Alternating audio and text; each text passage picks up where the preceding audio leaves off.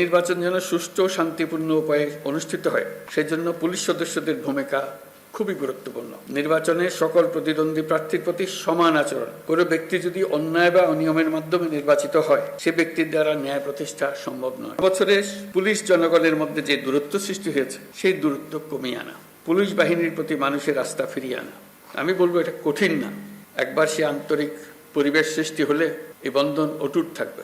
আমাদের সমাজ যে একটা সুশৃঙ্খল সমাজ সেটা প্রমাণিত হবে। আমাদের সবাই মিলে একটা সর্বাত্মক প্রচেষ্টা হবে যেন মানুষ এবং পুলিশের মধ্যে দূরত্ব আমরা গুছিয়ে ফেলতে পারি।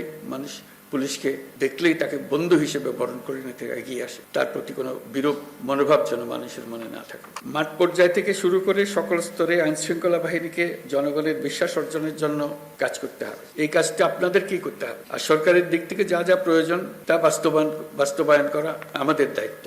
আমরা সে দায়িত্ব গ্রহণ করছি। পুলিশের সংস্কারের লক্ষ্যে অন্তর্বর্তীকালীন সরকার উদ্যোগ নিয়েছে। তৃণমূল পর্যায়ে কর্মরত পুলিশ সদস্যদের কল্যাণে কয়েকটি বিষয়ে দ্রুত ব্যবস্থা নেওয়া হয়েছে।